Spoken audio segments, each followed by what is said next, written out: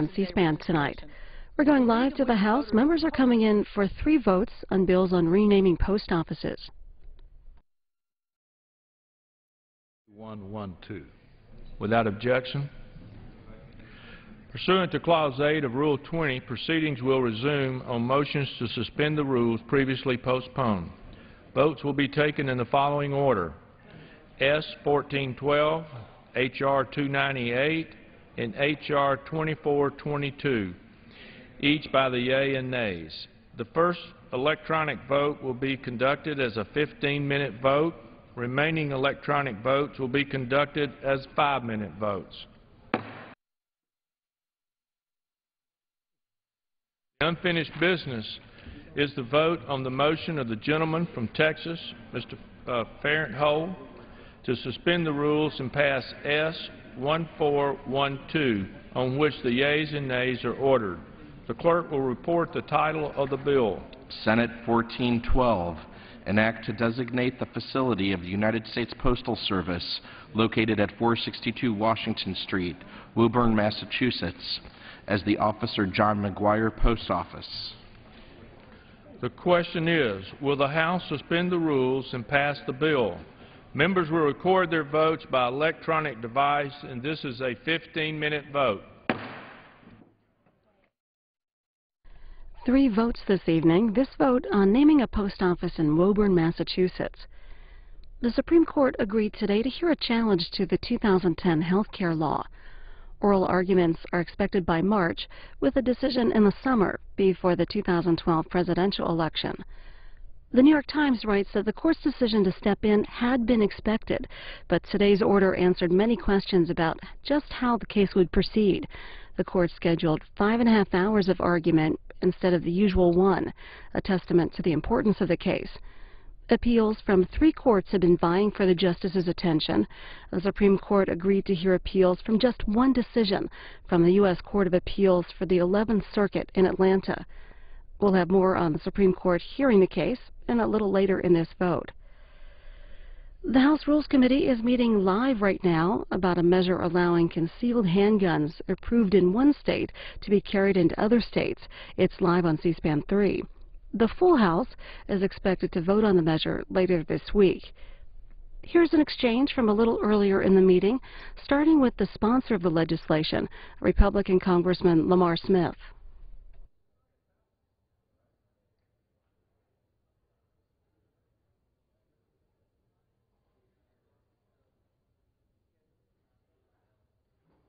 Let me again extend welcome to my good friend, Mr. Smith, and to say that without objection, any prepared statement that you have will appear in the record in its entirety, and we welcome your summary. Thank you, Mr. Chairman. I'm going to give a brief statement, and then, of course, we'll be happy to answer questions. I appreciate the opportunity to testify today regarding H.R. 822, the National Right to Carry Reciprocity Act of 2011. H.R. 822 was introduced by Mr. Stearns of Florida and Mr. Schuler of North Carolina, and is co-sponsored by 245 members from both sides of the aisle. The bill allows law-abiding gun owners with valid state-issued concealed firearms permits or licenses to carry a concealed firearm in any other state that also allows concealed carry. This legislation does not preempt a state's ability to set concealed carry requirements for its own residents. It requires states that currently permit people to carry concealed firearms to recognize other states' valid concealed carry permits, much like the states recognize driver's license issued by other states. H.R. 822 also does not affect state laws governing how firearms are carried or used within the various states. A person visiting another state must comply with all laws and regulations governing the carrying and use of a concealed firearm within that state. Studies show that carrying concealed weapons reduces violent crime rates by deterring would-be assailants and by allowing law-abiding citizens to defend themselves. A 1997 study published by John Lott and David Mustard regarding the effect of concealed carry laws on crime rates estimated that, quote, when state concealed handgun laws went into effect in a county, murders fell by more than 7%, and rapes and aggravated assaults fell by similar percentages, end quote. The study has been replicated and the results confirmed by other scholars, some of whom found that the Lott and Mustard study underestimated the effect of concealed carry laws on violent crime rates. This bill simply allows Americans who travel to take their Second Amendment rights with them. Congress has previously passed laws to permit certain active duty and retired law enforcement officers to carry concealed weapons in other states. H.R. 822 extends the same ability to all law-abiding citizens. H.R. 822 was the subject of a legislative hearing by the Judiciary Committee's Crime Subcommittee and was considered and approved by the full committee on October 25th. I request that the Rules Committee grant an appropriate rule that allows for expeditious consideration of H.R. 822. Well, thank you very much, Chairman Smith, and thanks for your hard work on this. I'm impressed with one of the points that you made. There's nothing that imposes on a state that does not have a concealed carry measure, any kind of responsibility. I know there's been a lot of talk about that. That is, recognition of states' rights is a very important provision that you have in this measure. This bill actually recognizes states' rights in two very substantive and serious ways. The first is if a state has voted not to allow individuals to have a concealed carry permit, an individual cannot carry weapons or guns or firearms into that state. The only state that is in that category is the state of Illinois, so no one would be able to carry weapons into that state. Another way it respects state rights is because if a state, for example, does not allow a concealed carry permit holder in their state to, say, go into a public building, go into a bar, go to a sporting event with a firearm, an individual coming from out of state cannot do any of those things either. So it respects both local and state laws in regard to concealed carry permits. Thank you very much, and we appreciate it. Mr. Sessions? Thank you very much, Mr. Chairman. Chairman Smith, thank you for appearing before the Rules Committee today. I'm very excited about this bill. This has been talked about since I've been in Congress, and I'm sure a long time before. I've been a co-sponsor of this effort and strongly support it. The facts that you presented about, that evidently from Mr. John Lott, who is an author, who speaks about our ability to protect ourselves as I think, a right that we have, but with the profound effect upon crime, a deterrence to crime. Do you have any more information about that? Because I really do believe that we found in Texas that at the time we did this, literally crime went down. Right. Crime typically goes down 6 to 7% whenever a state has implemented a concealed carry, allowed a concealed carry permit. What I also want to emphasize, you asked if there was any additional information. There have actually been 18 studies that have showed that the crime rate has dropped and dropped precipitously when a concealed carry permit was allowed in that state. There have been 0 studies indicating that the crime rate has increased. Well, this is once again an indication to me of how important, as you characterize it, being able to carry forth your constitutional rights, especially the Second Amendment, where you go. I think the one question which I missed is, if a state does not have, or Washington, D.C. does not have this ability, how does this bill treat that? Well, if the state or Washington, D.C., which does not allow an individual, permanently does not allow an individual to have a concealed carry, then the reciprocity would not hold in those cases, and you would be recognizing either D.C. rights or state rights. They would not have to allow someone to cross their borders with a concealed carry. Well, to me, that shows great respect for others, and which I think is what this bill is about, is respecting everybody's not only constitutional right, but also those legislative intent where those bodies have spoken. So I'll be in full support of this bill, and I appreciate you. Thank you, Mr. Secretary. Thank you very much. Mr. Scott, we have already begun the questioning.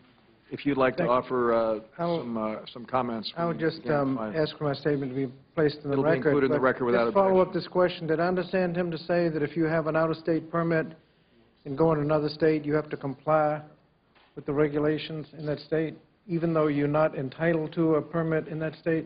No. If a state, for example, if I may respond Please, to the absolutely. from Virginia. But this is a discussion that you and I just had. Right, it is. There is one state that I'm aware of, and only one state, in addition to the District of Columbia, where there has been an affirmative decision made not to issue concealed carry permits.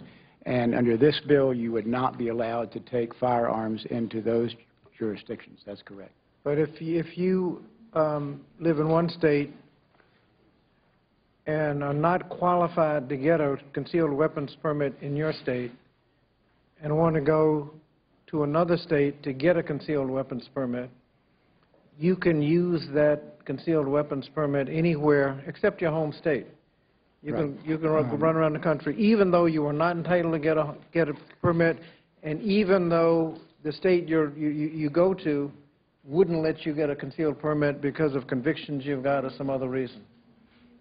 Mr. Chairman, may I respond to that? You have a situation in America today where there are 49 states, obviously, who have and allow a concealed carry permit. There are 40 states that allow varying degrees of reciprocity. What this bill allows is a national or federal standard to apply to all those states.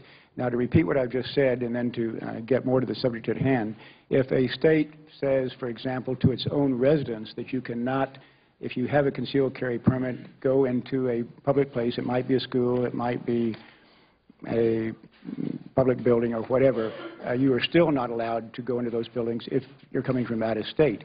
But there are going to be instances where there is some slight difference between the states and what their standards are to give or issue a concealed carry. And what we have said, if a state has a concealed carry, that you're going to be able to go into that state regardless there. Again, the idea is to have some consistency, have a national standard, and still respect states' rights and also local jurisdictions' rights who might decide you can't take a firearm, for example, onto school premises. Well, let's be clear. If you are not entitled to get a weapon because of convictions, the state has decided that people with certain convictions can't get a concealed weapons permit. You can go to another state, get a concealed weapons permit, and that concealed weapons permit would have to be accepted anywhere.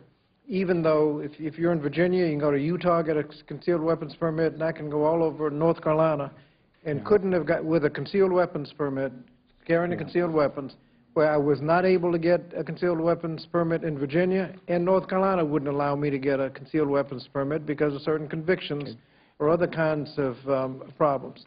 That you're going to have one state that's going to be the concealed weapons permit state. There's no, we're not sure whether you even have to show up in person. You can just order this thing over the internet. You pay enough fee, get your concealed weapons permit. You're good everywhere but your home state. Let me address what the gentleman from Virginia just said. When it comes to convictions, anyone who has been convicted of a felony is not eligible to get a concealed carry permit, and nor are they eligible to get a concealed carry permit if they've been convicted of certain misdemeanors like domestic violence. But there are going to be some states, New York being an example, where, say, sex crimes might be considered by that state to be a misdemeanor, not a felony, as they are in many, many other states. That is not a problem with the concealed carry bill. That's a problem with those states. That those states decide that those crimes are sufficiently severe and should be felonies, or as they are in many other states, and then that individual would not be eligible to get a concealed carry. But that's not a problem with the bill. It's a problem with the states that aren't, in my judgment, taking these crimes seriously enough. Well, Mr. Chairman, some states also require you to have some minimum degree of training so that if you're carrying a concealed weapons permit, you know what you're carrying. But these little variations, I mean, the state ought to decide that if you have certain convictions, you shouldn't be able to carry a concealed weapon. If you're going to carry a concealed weapon, you ought to have certain training. And so you have people coming into your state untrained with convictions that would prohibit them from getting a concealed weapons permit in that state. That's why the International Association of Chiefs of Police, the Major Cities Chiefs Association, the Police Foundation, National Latino Peace Officers Association, National Organization of Black Law Enforcement Executives, all oppose the legislation. Thank you. Ms. Slaughter. Thank you, Mr. Chairman.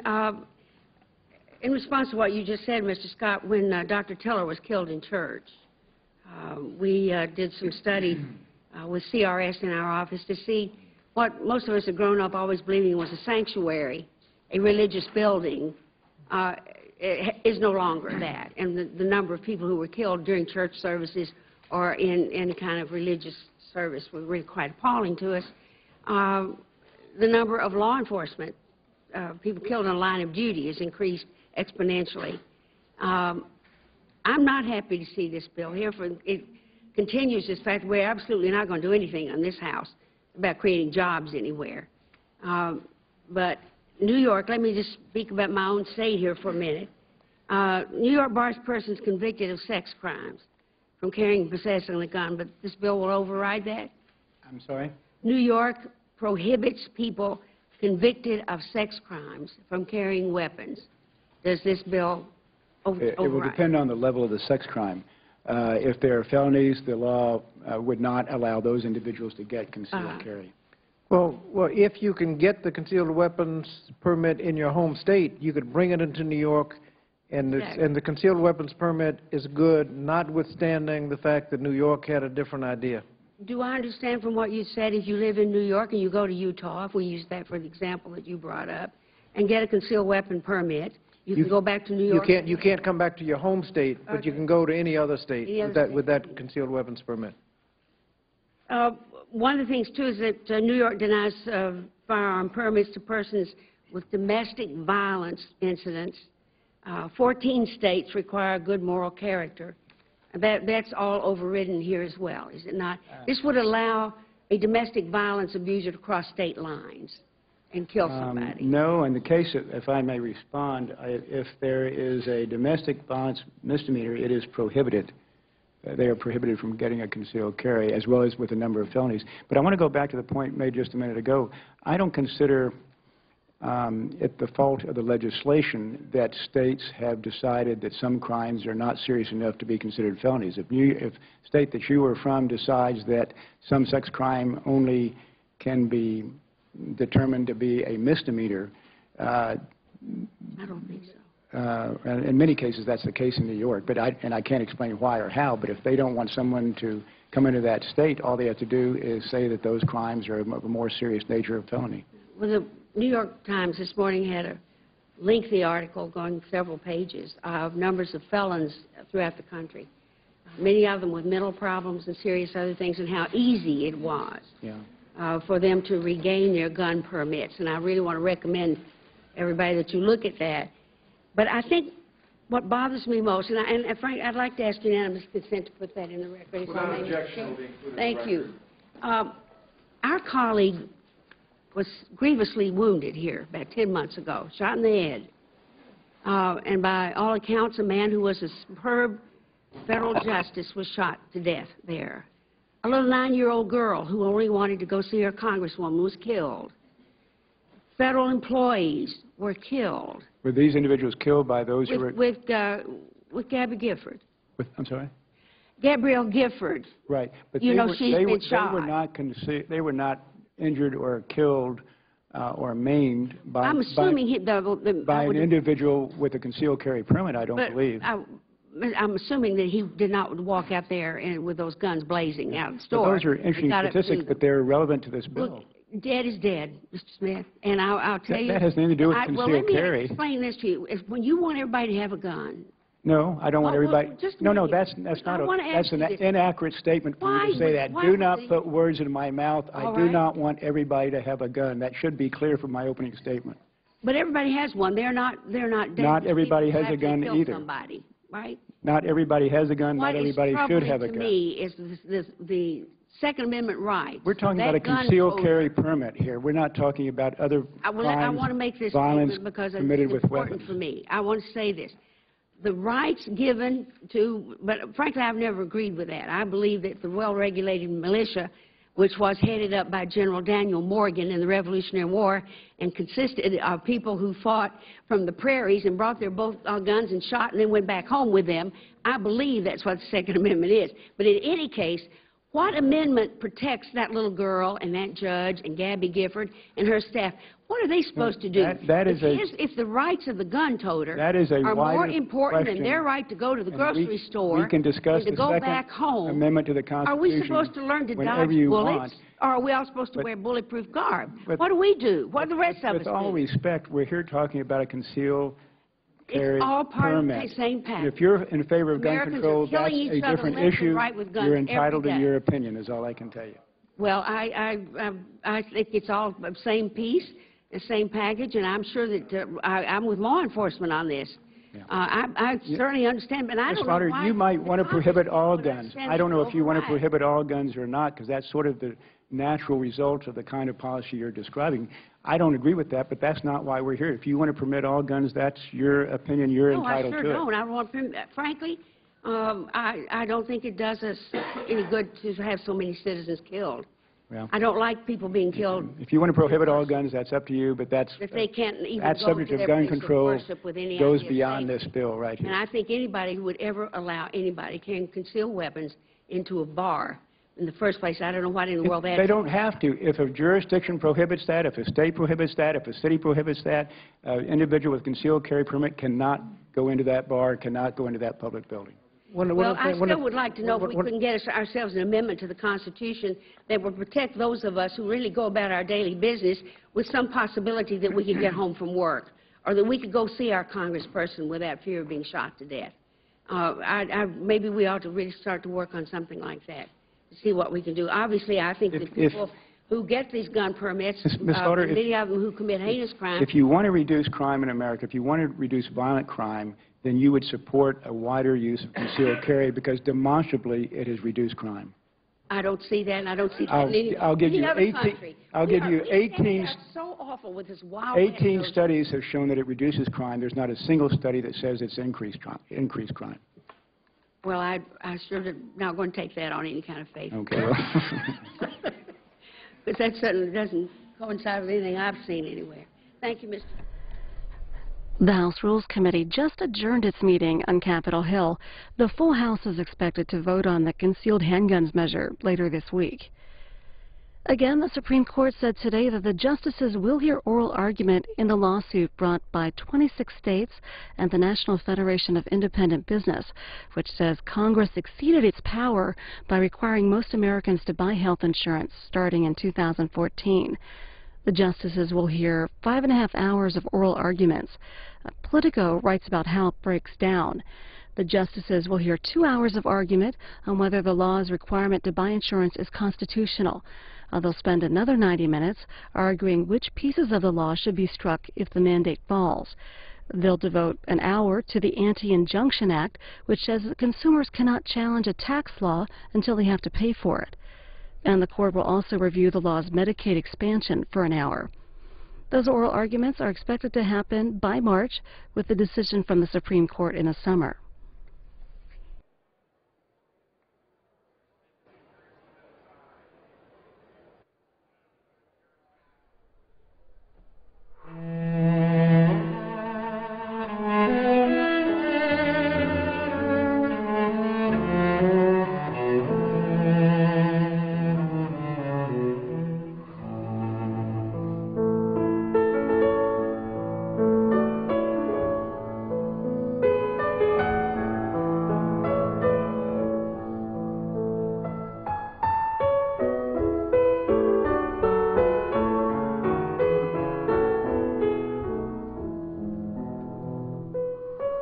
This vote, the yeas are 385, the nays are 0. 2/3 being in the affirmative, the rules are suspended, the bill is passed, and without objection, the motion to reconsider is laid on the table.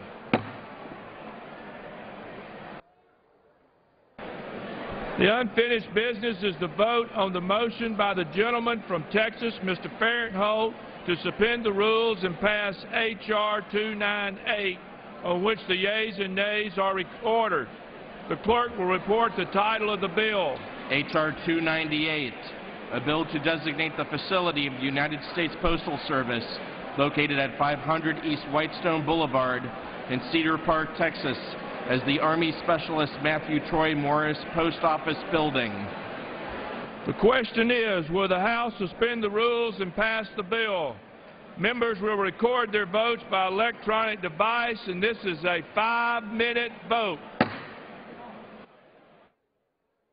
Members are voting on naming a post office in Cedar Park, Texas. One more vote after this one. Later this week in the House, work continues on 2012 Coast Guard programs and also that measure allowing concealed handguns permitted in one state to be carried into another state. Here's more about what the House is doing this week.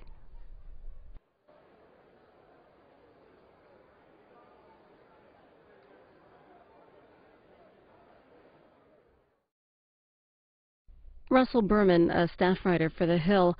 House lawmakers returned to work this week to focus on bills to fund the federal government. What's ready for action?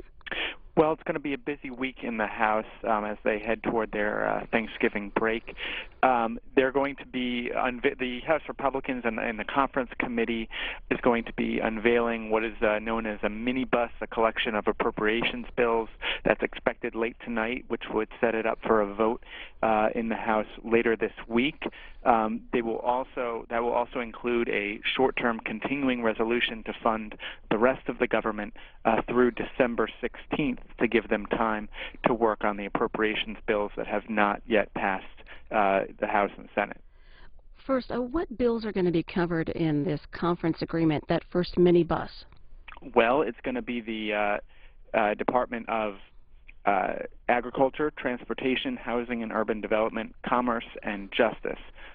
They had been talking about the Homeland Security and legislative branch funding, but that has been taken out because of a continuing dispute over disaster aid funding. You mentioned a short-term resolution for spending for the agencies that have not been included so far in spending bills. How long, what time frame will that short-term bill cover? That'll go through December 16th, so that's going to be just about a month, which will take them right up to when both the House and Senate hope to be breaking for the rest of the year and the holidays. So the goal is to then use that month, most of it being after they return from Thanksgiving, so at the beginning of December, for the next 2 weeks to hammer that out. But of course, when we get near the holidays, oftentimes these are extended, so I don't think anybody would be surprised if they needed another short-term bill for a week or so heading right up toward Christmas. What problems, if any, are Republican leaders anticipating within their own party about approving another short-term spending bill? Well, to begin with, nobody wants another short-term spending bill in the context of they've been doing these now for a year or more, and every time the congressional leaders say this is the last one, and then of course it's not. But specifically, the problem that House Republican leaders are having is similar to what they've had before. It's with the conservative members of their caucus who want a lower more spending cuts. The House Republican leaders agreed to an overall spending cap of $1.043 trillion for fiscal year 2012 as part of that debt ceiling deal in August. And many conservatives just want them to go lower than that. But the House Republican leaders say that they're sticking to the deal that they agreed to with Democrats earlier in the year. How about the Deficit Reduction Committee? How's their work going? Well, they are continuing to meet, not as a full committee from our understanding, but they've been meeting in small groups, having one-on-one conversations, having a lot of conversations, but not all 12 of them behind closed doors in a room, and this has been the pattern for the last couple of weeks. Obviously, this is the crucial week for them. Their deadline is 9 or 10 days away. It's more like a week away because they have to unveil something if they get a deal 48 hours in advance of that deadline on November 23rd. So they are continuing to meet, but we've heard no signs of a breakthrough yet today. Russell Berman is a staff writer for The Hill. Thank you. Thank you.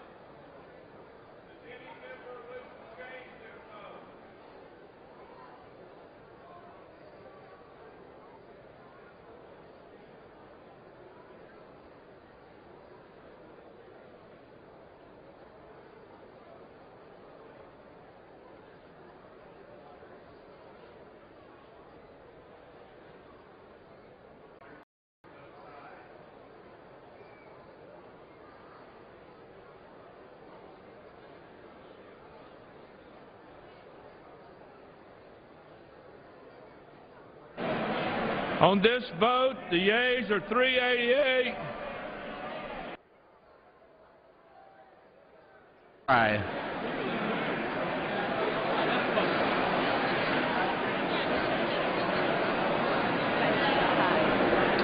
Mr. Petri votes aye.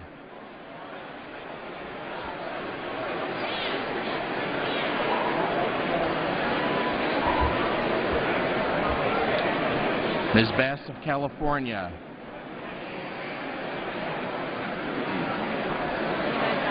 Ms. Bass of California votes aye.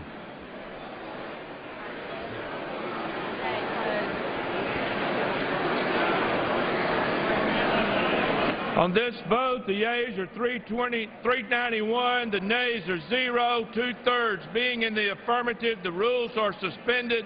The bill is passed, and without objection, the motion to reconsider is laid on the table. The unfinished business is the vote on the motion of the gentleman from Texas, Mr. Farrenhold, to suspend the rules and pass H.R. 2422, on which the yeas and nays are ordered. The clerk will report the title of the bill. H.R. 2422, a bill to designate the facility of the United States Postal Service located at 45 Bay Street, Suite 2 in Staten Island, New York, as the Sergeant Angel Mendez Post Office. The question is, will the House suspend the rules and pass the bill? Members will record their votes by electronic device, and this is a 5-minute vote. The last vote of the day on naming a post office in Staten Island, New York. In addition to the House and Senate being in session tomorrow, we'll also have live coverage of Mike Allen of Politico interviewing Senator Marco Rubio. That'll be live at 8:15 a.m. Eastern here on C-SPAN. And Defense Secretary Leon Panetta will testify about Iraq security issues before the Senate Armed Services Committee, live on C-SPAN 3 at 9:30 a.m. Eastern. And coming up after the House is out here on C-SPAN, a discussion on jobs and the economy. First, we'll hear from Democratic Governor Martin O'Malley of Maryland. Then Republican presidential candidate John Huntsman, the former governor of Utah and ambassador to China.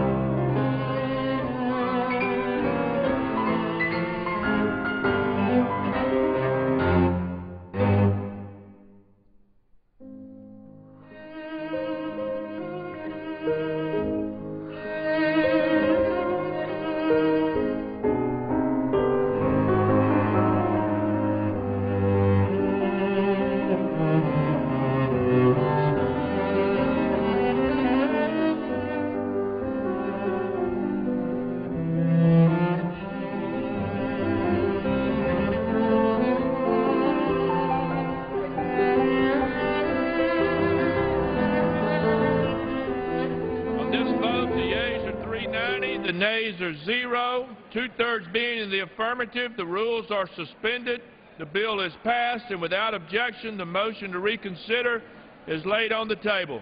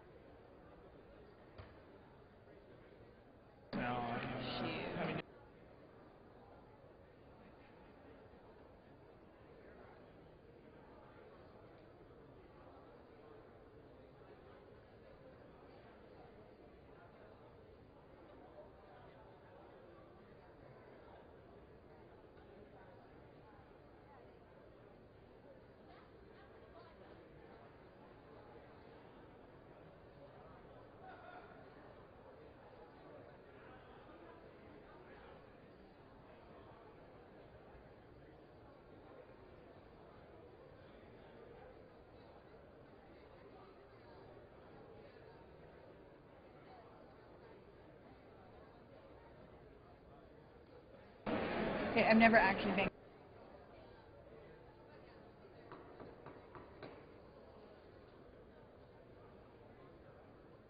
The House will be in order. How do I raise it?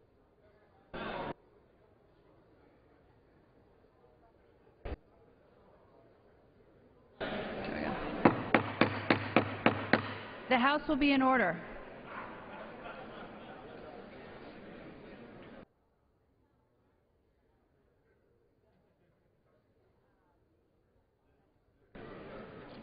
For what purpose did the gentleman from Florida rise? Madam Speaker, I sent to the desk a privilege report from the Committee on Rules for the filing under the rule. The clerk will report the title. Report to accompany House Resolution 463, resolution providing for consideration of the bill H.R. 822 to amend Title 18 United States Code to provide a national standard in accordance with which non-residents of a state may carry concealed firearms in a state. Referred to the House calendar and ordered printed.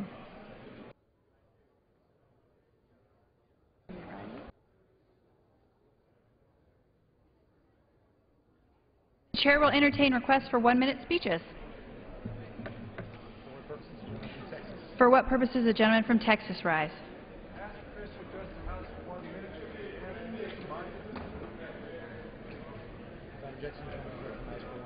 Without objection.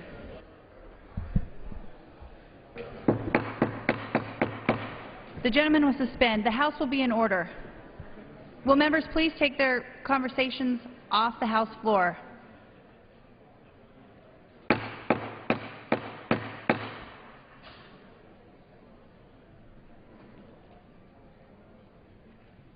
The gentleman is recognized. I thank the Speaker. Madam Speaker, small businesses account for nearly all the new job creation in America and nearly half of America's workforce. Yet in this economy, small business owners are struggling just to stay afloat.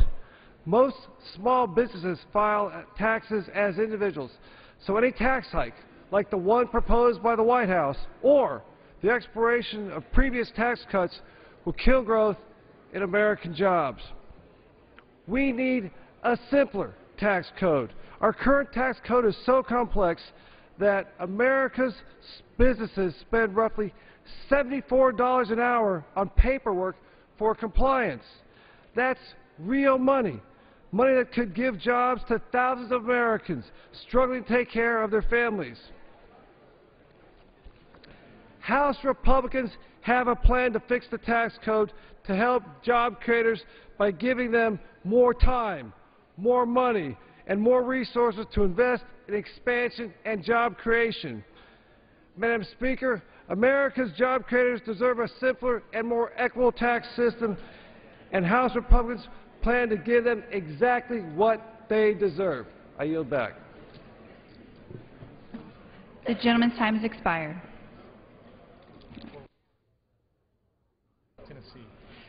For what purpose does the gentleman from Tennessee seek recognition? The gentleman is recognized. Thank you, Madam Speaker. This weekend, many of us, probably all of us, honored our veterans, and they deserved the honors that we gave them. And the Senate honored them with the passage of a COLA increase, which I hope our House, and I'm sure I will too, in a bipartisan fashion. In Memphis, I had a Veterans Day lunch, and so did our city mayors, and we honored Bobby Rush.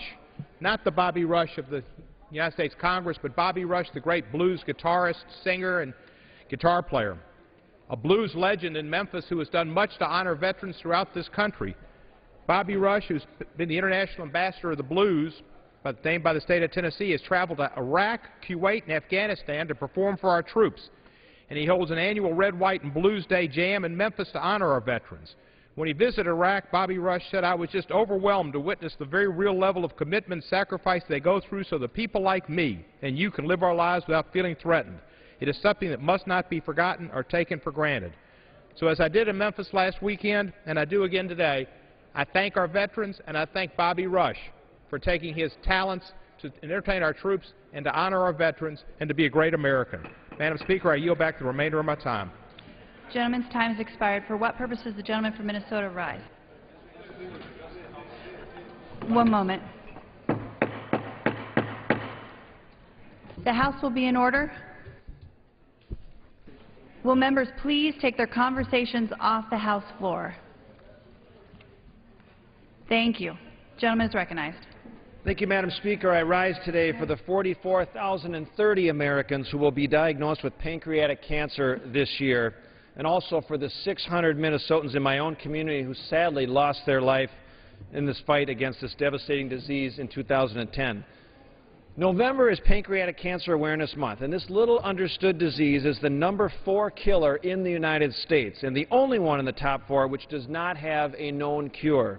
And all of the cancers tracked by both the American Cancer Society and the National Cancer Institute, pancreatic cancer has the lowest relative survival rate. Over the past 5 years, more than 210,000 individuals have been diagnosed with pancreatic cancer, and over 92% of those diagnosed have passed away during the first year of their diagnosis. And these numbers are simply unacceptable.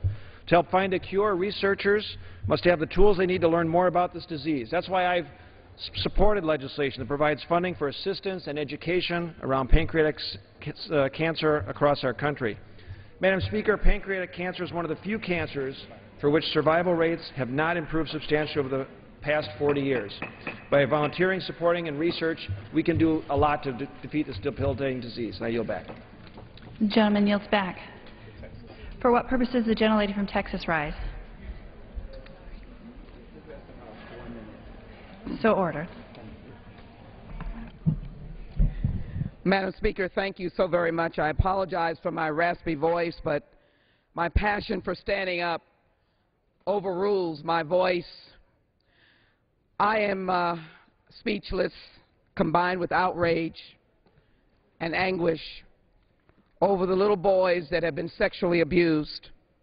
It is not a question of football and what is king. It's not a question of what state it is and what great university it is. It is a question of adults and institutions ignoring the pain of these children. It is documented that it takes 2 years before a child is willing to talk about sexual abuse. And in my own state today, an 18-year-old took her life because she had been sexually abused by a family member, and finally it was investigated. I don't know how long the law enforcement took to investigate it, but she finally took her life with the belief that no one would be prosecuted. So I'll be introducing legislation that will immediately suspend all federal funds of any institution that is found to have covered up, employed someone who's been engaged in sexual abuse and no one reported it, including prosecutor's office, who are now just saying that they will be looking at this in the state of Texas. It will exclude scholarships and Pell Grants. I intend to introduce that legislation and stop the funding now for any institution that thinks that they are above the law and will watch a grown man perform a sexual act on a child and refuse to do something about it. Refuse to do something about it. It is an outrage. I yield back. Gentlelady yields back. Are there further requests for 1-minute speeches?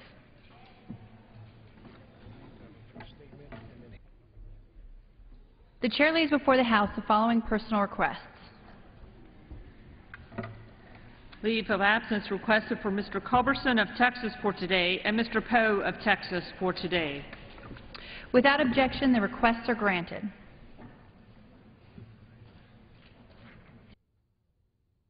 Under the Speaker's announced policy of January 5, 2011, the gentleman from Virginia, Mr. Rigel, is recognized for 60 minutes as the designee of the Majority Leader. I thank the Speaker. Madam Speaker, I rise tonight to address two matters that are of great concern to the good folks of the 2nd District of Virginia, and I believe of every American across this great land.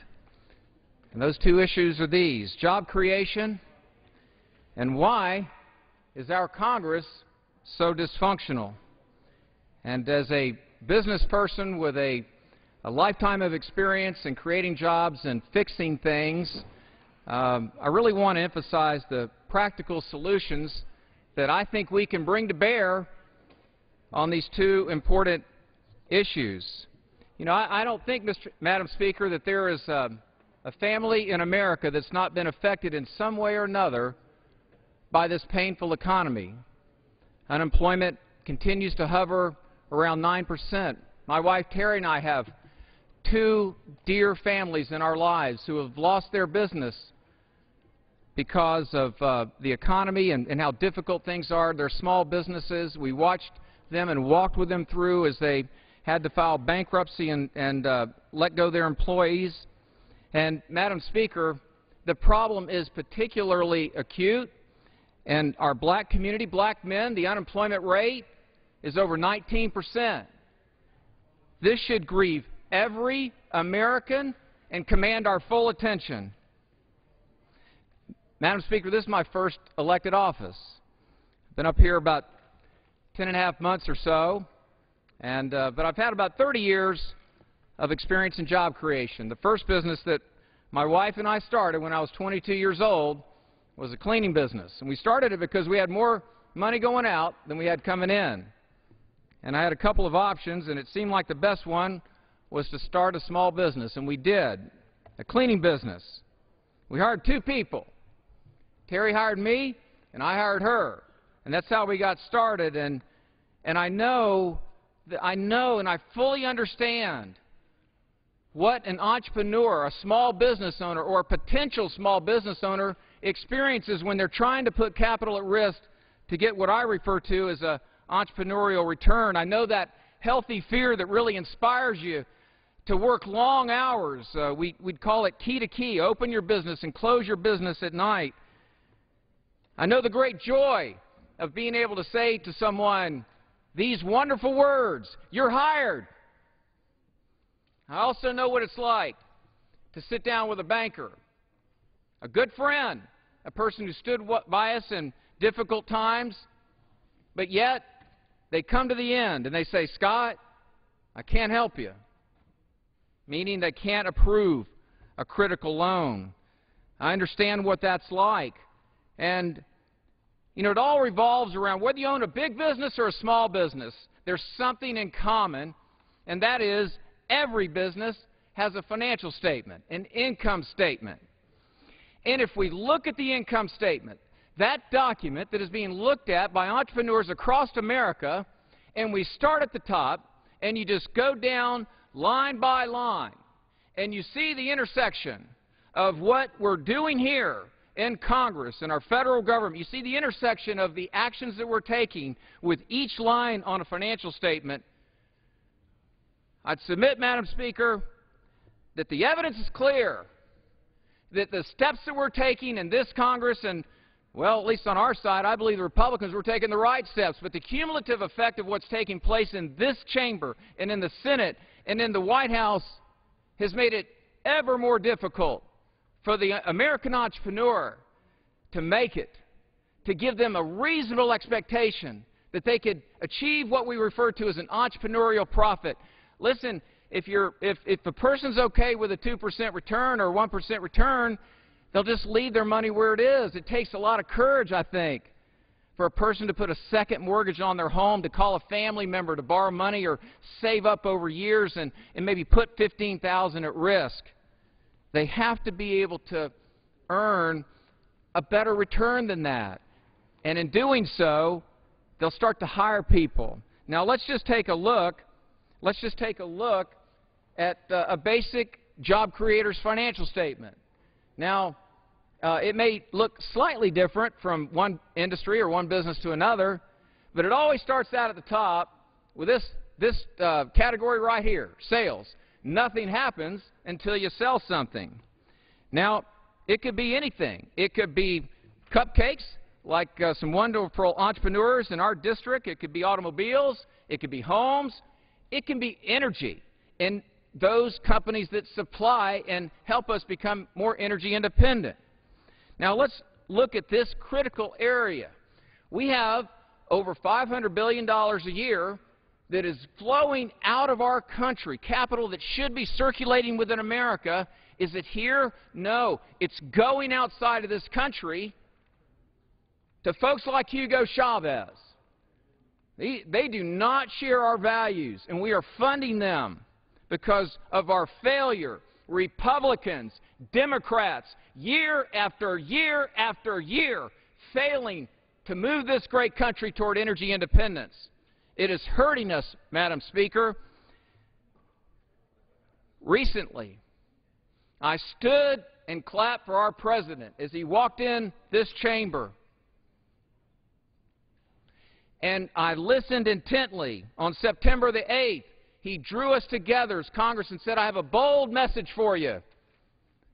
I desperately wanted to hear our President address energy independence. I waited expectantly, sitting right back over there. I didn't even get a chair. I think I was behind everybody and had to stand up. That's all right. The chamber was full. There were some things I agreed with, and I said, yes, Mr. President, I can sign up for that, and I look forward to approving or voting for the Veterans Bill and the reversal of that 3% withholding that would hurt so many contractors within the 2nd District of Virginia and also across this great country. It also has a wonderful tax credit in it to help those who are helping and hiring our veterans. I look forward to supporting that and enthusiastically want to vote for it, and I support what the President's doing.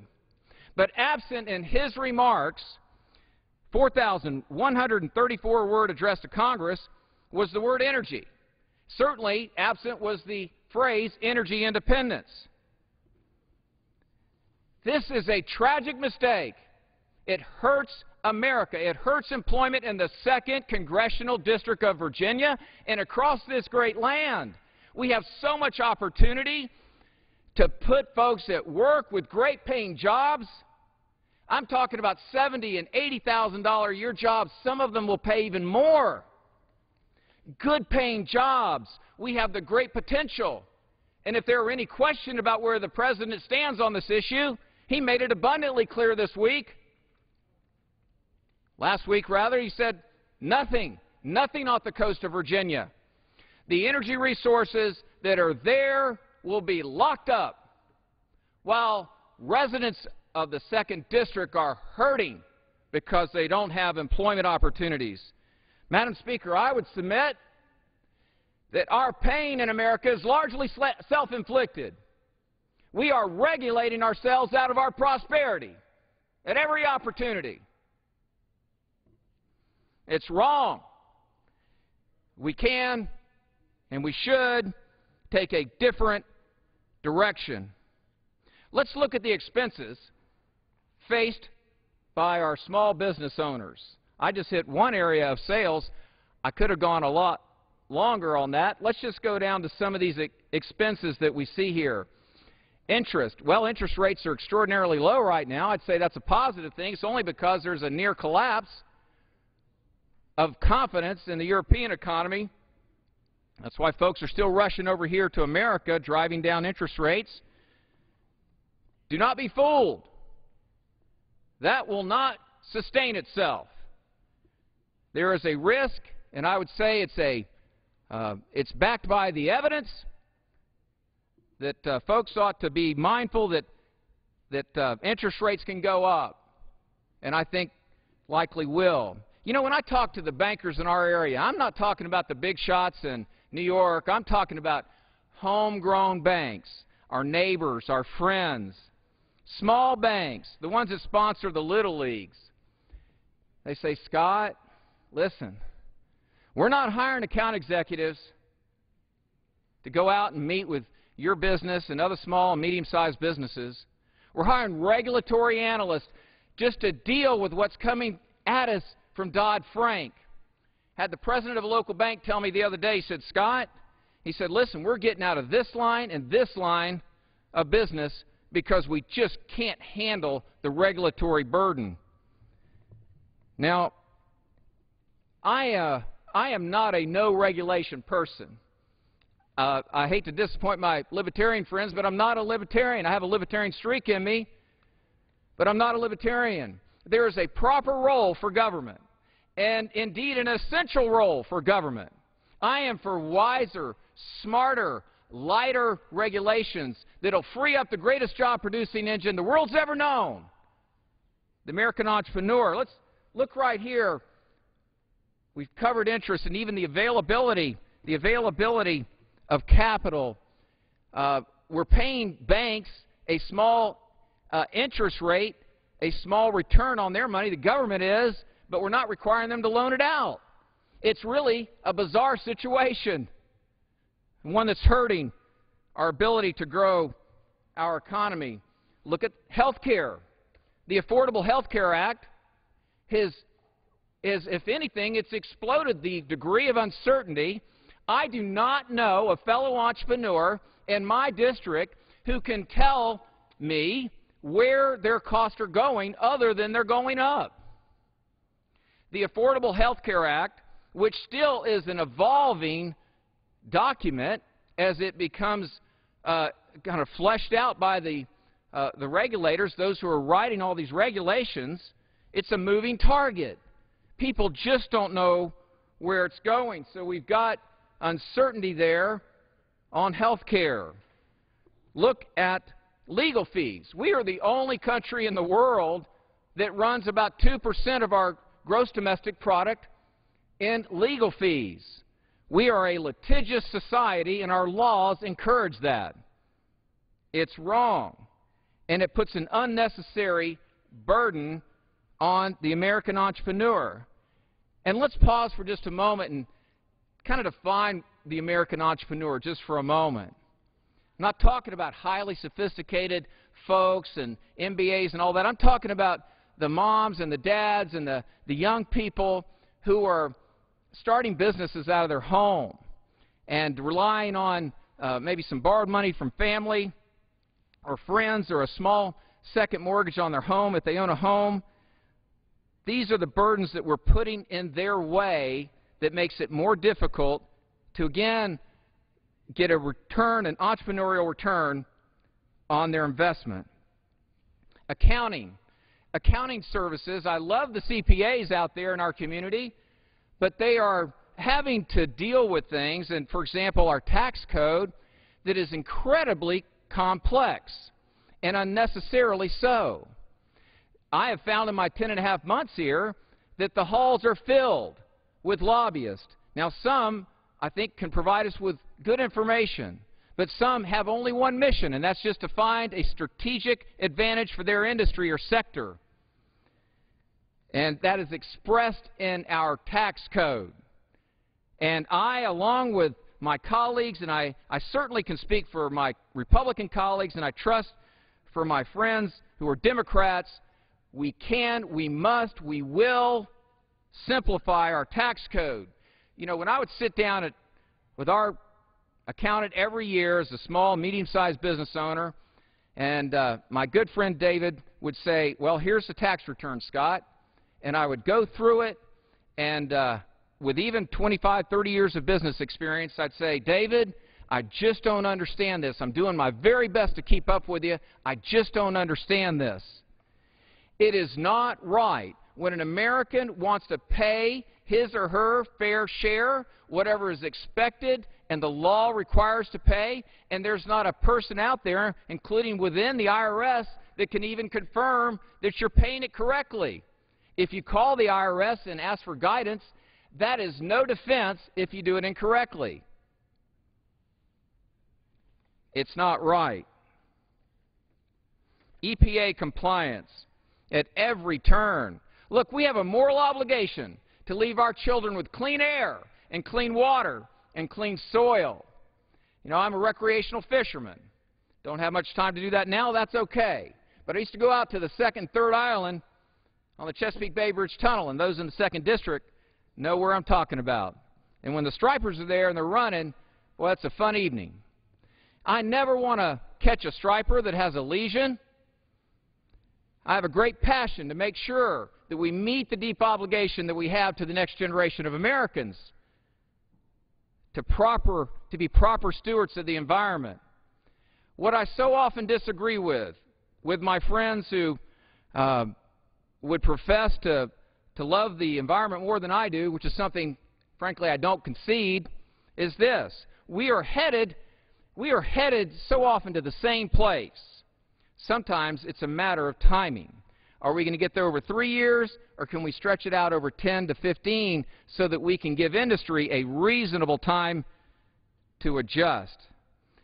You know, as I've listened carefully to the administration and to my colleagues here on this proverbial other side, I think it in some ways can be boiled down to this, is that there is this general debate taking place, and I frame it this way, is that the administration believes there's a role for the American entrepreneur to play in job creation, but its reliance is principally on government.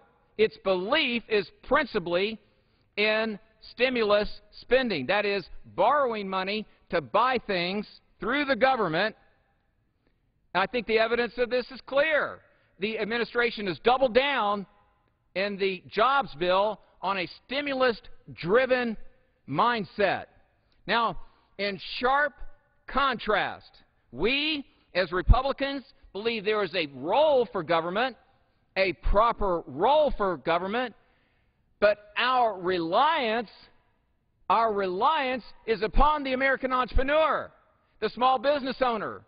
We see when we wake up in the morning and when we go to sleep at night, we know that the key to getting through this, to unleashing the great potential of America, is the American entrepreneur, America's small business owner. Look, you know, I applaud the President for putting forth a jobs bill. But let me share with you this. We've passed a lot of jobs bills. It's right here. And I want to take a moment. This may seem tedious, but we need to slow down and get our facts right. I'd like to cover briefly a summary of the 22 jobs bills that we have passed in this body with bipartisan support that are now stalled in the United States Senate. Now, as a new member here, I have just found it incredibly frustrating that we have passed good bills, bills that I know would move our country forward in job creation, and they're met with this response from the Senate Majority Leader. Dead on arrival. Really? Dead on arrival? I think I learned about 8th or 9th grade in a civics class, here's what's supposed to happen. The Senate passes its own bill, or amends ours, and then we go to conference. That doesn't happen very often, very seldom. Here are the bills, a summary of the bills that we have passed in this body. I'm very proud of my party in this respect. And when there are issues with our party, I'm quick to say that too. And we'll cover those in just a few minutes. And when we answer the second question, what's wrong with this body? Let me read just a few of them here, Madam Speaker. H.R. 872, Reducing the Regulatory Burden Act. We're addressing, if you think through this, we are addressing individual lines on a financial statement, each one of which would give breath and life and hope to the American entrepreneur. Say, hey, you know what? I really think I can do this. I'm going to go ahead and take that second mortgage out. the H.R. 910, House Resolution 910, Energy Tax Prevention Act of 2011. H.R. 37, disapproving the rules submitted by the Federal Communications Commission. H.R. 1230, Restarting America Offshore Leasing Now Act. H.R. 1229, Putting the Gulf of Mexico Back to Work Act. And H.R. 1231, which would have reversed the Offshore Moratorium Act. It goes on and on, Madam Speaker. On and on. These are good bills. I encourage Americans across this great land to take a look at what we are doing as Republicans in leading the way toward true job creation. Madam Speaker, I know we can get our country, back to work. There are clear steps that we can take so that when you get to the very bottom, this profit after tax equals a return on investment that is attractive, that makes folks want to put capital at risk. I want to cover one more thing before I go to that critical question of why our Congress is dysfunctional. Taxation. I'll just give you one example of how this is having a very detrimental impact on our country. We have a wonderful manufacturer in Virginia Beach, part of the 2nd District, called Steel. You may know them from their chainsaws. High-quality product. It's a beautiful, well-run, efficient plant that they have in Virginia Beach. And they shared with me, they said, Scott, look, we are competitive with our sister unit in Asia. We are competitive with our sister unit in South America that produce essentially the same parts and the same products. We are competitive on a cost-per-piece basis. But here's where we're not competitive. We are not competitive on an after-tax basis. Now, whether we like it or not, we are in a global economy. We are competing with countries around the world, not just with our neighbors here and North and Central and South America. We are competing with countries all across the world. So our tax rate, our tax structure has to move America in the direction of making America the best place to start a business, and particularly manufacturing. Madam Speaker, this is the manufacturing base, the fact that we are producing less here in America. I believe that is the principal reason why there's a shrinking of the middle class. And so we need to come together as Democrats and Republicans and independents and improve our manufacturing base. The 22 bills that I mentioned address that directly and head-on, and they should be passed by our Senate and then sent to our President for signature. Let's tackle that second question, Madam Speaker. Why is our Congress so dysfunctional? I believe there are three principal reasons, Madam Speaker. The first is the harshness of our tone. Both parties are guilty of this, Madam Speaker. Both parties. Let me give you an example on the Republican side of the ledger. I don't use the term Obamacare because I believe it's pejorative. Right out of the get-go, it personalizes the debate. My objection to the Affordable Health Care Act has nothing to do with the President himself. It has to do with what's in the bill. But when we use a term like Obamacare, it is unnecessarily interjecting into the conversation an angle which so many in our country find divisive. You know, I've spent a lot of time with our black pastors and bishops in the 2nd District of Virginia. What a joy it is to go across our great district and worship in different houses of worship. And when I sit down with my good friends, our bishops and pastors, principally in the black community, and we start talking about these matters, and I say, you know, they say, Scott, where are you on the Affordable Health Care Act? I said, well, Pastor, I don't support it. Here's why. I said, but you know, I don't use the term Obamacare. And they said, yeah, oftentimes they'll say, Scott, they see it as a racist term. And I don't speak for every black pastor in my district, certainly. But I'll tell you, I've talked to enough to know that some do see it that way. Why would we use a term that unnecessarily alienates us from our friends and moves us apart as the American people. And I'd submit to you, Madam Speaker, that what's taking place in this body is hurting every American family. And if it wasn't, quite frankly, I wouldn't be here. But it is. It's putting our country at material and serious risk. There's a harshness of tone. And I think the way to respond to that and head in a different direction is to think, well, what would your mom say? I know how my mother taught me to speak to others with respect. And, Madam Speaker, I would say this. We should not mistake civility with weakness. We can and should be firm on principle.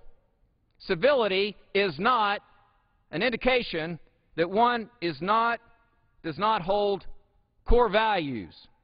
Now, the second aspect of what's, I think, hurting this body and hurting every American family is this: the misuse and oftentimes the complete dismissal or deliberate failure to reference facts.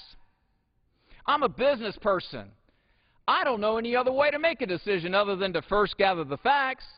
If I start making decisions off of how I feel or where I think the decision ought to go, I would not only not prosper, I would go into bankruptcy. And I think in some ways that's where we're headed as a country, because we're not relying on the facts.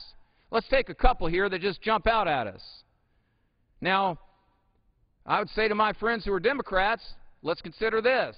Historically, we've been around 19% of expenses as a percent of our gross domestic product.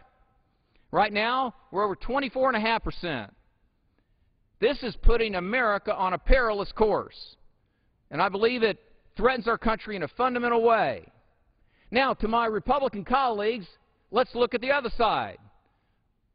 Historically, we've been around 18%, plus or minus, revenue as a percent of gross domestic product.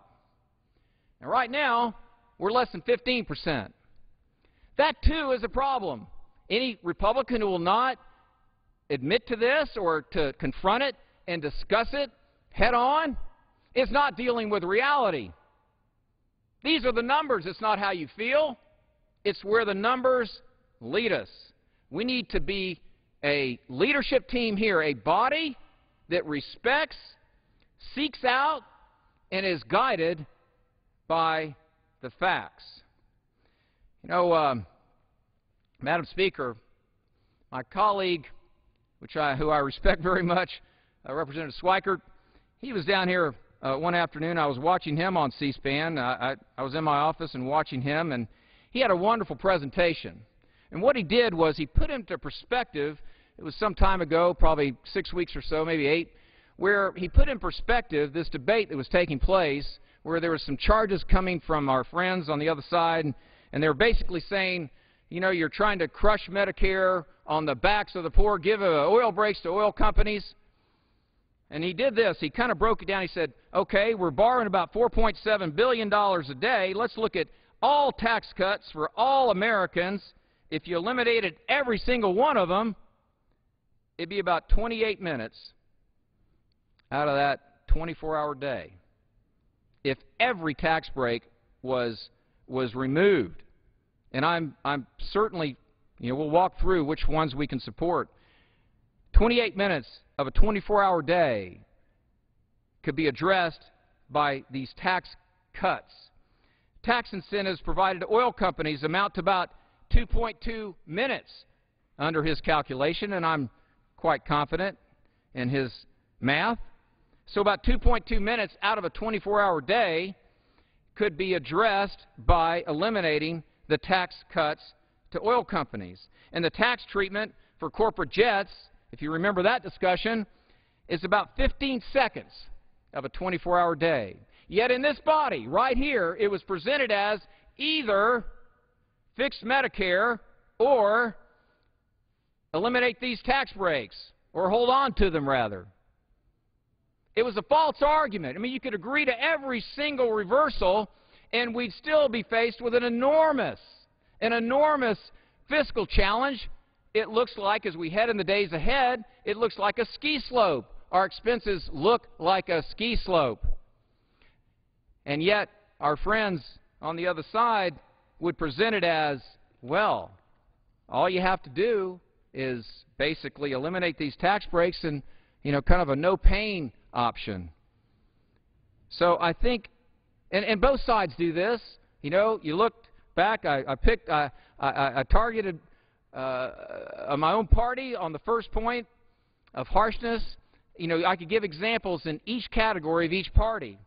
Now, questioning of motives here. This has been a most interesting experience as a new member of Congress.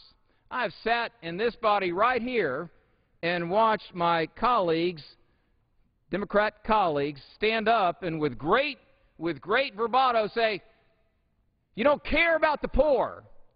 You don't care about the elderly. You don't care about our minority communities.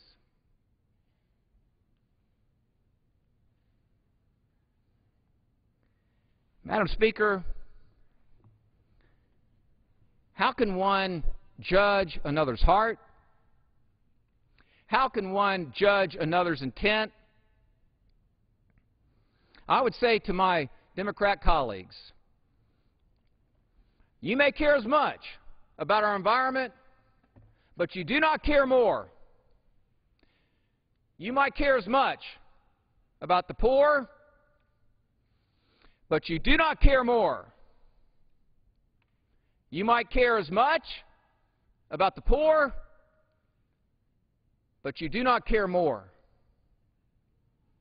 You might care as much about ensuring that our seniors have medical coverage, but you do not care more. Indeed, Madam Speaker, that is why I voted for the House Republican budget. That is why I voted to ensure that we take the steps now so that Medicare is solvent. The President and I agree on this matter that without changes in 9 years, we're bankrupt in Medicare. 9 years. That's unacceptable. I think it took political courage for our party to put that on the House floor. And, you know, I think that's a good segue to this account that I had right here, this idea of questioning people's motives.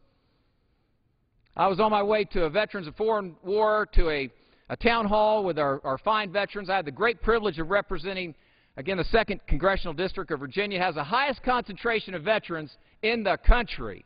What an honor it is. So I'm on my way to a VFW breakfast meeting, and these good men and women get up early. I think it started at 7:30. Got a call from our district director, and she said, Congressman, she said, MoveOn.org is here. I said, okay. How many? She said, oh, I think 1 or 2. And I said, Shannon, there'll be more.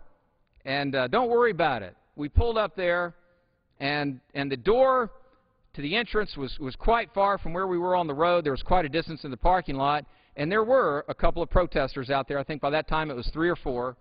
And I told my good friend Esmel Meeks, who works with me every day, I said, Esmel, stop the car. He said, what are you going to do? What? I said, Esmel, it's okay. I just want to get out and talk and listen. I got out of the car. I said, good morning, I'm Scott Ridgell. The gentleman said, I know who you are. I said, look, I appreciate you being here this morning. I respect you for getting up early. You care about this topic of Medicare. You care enough to get out here and meet with me, or at least send me a message. I said, what's on your mind this morning? I think that caught him off guard a bit. But as we went through the conversation, he said, well, you're giving all these oil subsidies and crushing Medicare. I said, well, we've got something in common here. Let's talk about this. I don't believe in oil subsidies. I said, I'm looking at this matter right now. It's taken me a little time. It's a complex matter. There are several different areas of tax treatment for oil companies. I called in one of the most progressive groups in America to give me their take on this. Tell me why these are tax subsidies. And as I met with these young folks in my office, they were first a bit surprised that they found themselves in my office, but I was delighted to have them there. And I said, help me to understand why these are tax subsidies. There are a number of them, And they started to go down the list, and I almost immediately noticed a problem. I'm a business person. I've been in business 30 years. I said, wait a minute. These are simply, some of these are just regular tax deductions that any business would get, whether they were a mom-and-pop operation or a large corporation. Now, these over here, they sure look like tax subsidies to me, and if I determine that they are, I'll vote to repeal them on the House floor. And I went back to those that were not true tax subsidies, and I said, listen, I said, don't use hyperbole to make your point. It actually diminishes your argument. We got through that, and I shared a little bit of that story with this good gentleman from MoveOn.org that met me outside the VFW town hall. And then after that, I said, you know, you've accused me, I should say, you're certainly taking a shot at me here for not caring about the elderly. I said, no, this is why I voted for the House Republican budget. This is the best way to ensure that we protect Medicare. I said, do you know how long it takes us to balance the federal budget under this plan that you say is extreme? He had called it extreme. I said, sir, do you know how long it's going to be under the Republican plan of borrowing money each and every year? He said, no. I said, I do. I said, it's 25 years.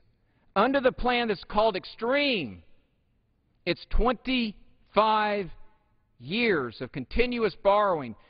And that's the boldest plan out there right now. At least it's gotten serious consideration. And, of course, that plan, too, sits in the United States Senate without action.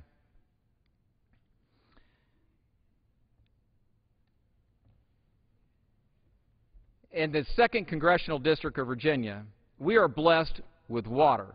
It's all around us. You can't go down a street for 4 or 5 miles before hitting beautiful water. And in those waters are one of the most precious and delicious little creatures known to man, the blue crab.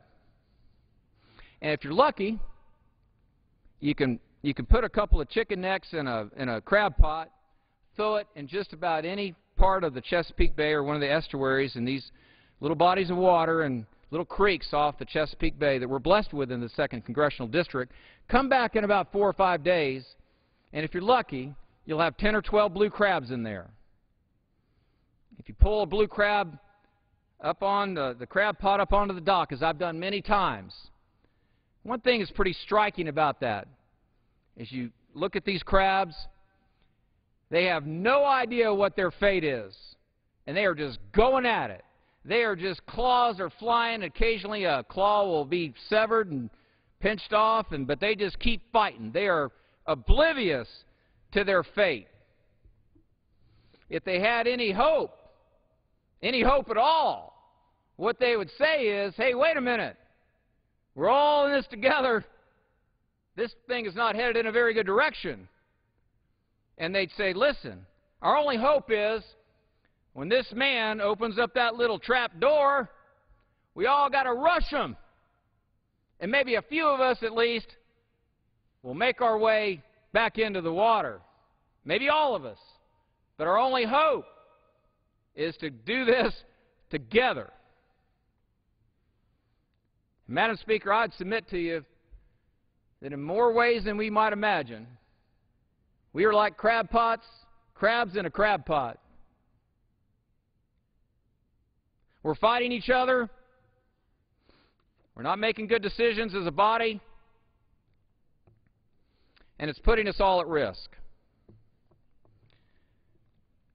I believe there is a deep resolve, notwithstanding what I just shared.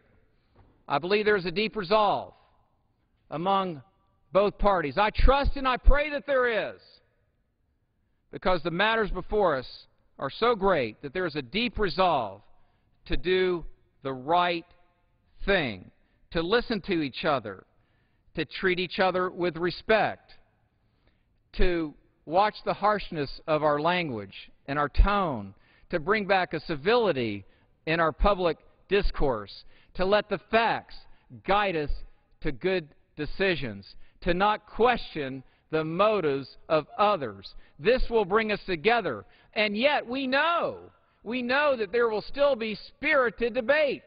This is a good and natural thing. It has been a characteristic of this body since our very founding, and even prior to the founding of this great country. There will continue to be spirited debate. How are jobs created? I have given you, Madam Speaker and others, my core belief on how jobs are created and how we'll unleash the greatest job-producing engine the world's ever known, the American entrepreneur. Some disagree with these priorities. I don't see how. I like my view. It's been tempered by 30 years of reality and experience. But if we come together under the terms and conditions and under the umbrella of civility that I just outlined, I really believe that we'll meet that deep obligation that we have to the next generation of Americans to pass on the blessings of liberty and freedom. I close with this, Madam Speaker. I shared with this body earlier that I have the great privilege of representing the 2nd District, which has the highest concentration of men and women in uniform in the entire country. My weekend was filled with wonderful events honoring our veterans, young veterans, and older veterans, like my father Ike at 88 years old, an Iwo Jima veteran, my favorite veteran, by the way. But as we walk through these events, from parades and marathon races and just a host of different events, it was just evident to me that we have so much more in common that binds us together. The full fabric of our community, every minority community, every community, old, young, is represented in these wonderful events. Our veterans, what they have fought for in this great country. And I believe the best way to honor our men and women in uniform surely is, of course, to stop on Veterans Day, to pause, to thank them, to look them in the eye, to thank them. But I would say, even more importantly, and I think our veterans would agree, they'd say, you know, I appreciate that. I appreciate that. But better yet, and indeed your duty, elected official and every American, is to take the legacy that was gifted and handed to you at a heavy price and ensure that we pass it on to the next generation. So I implore, Madam Speaker, every American to get engaged in this noble fight for the future of our country, for our children, and for our grandchildren.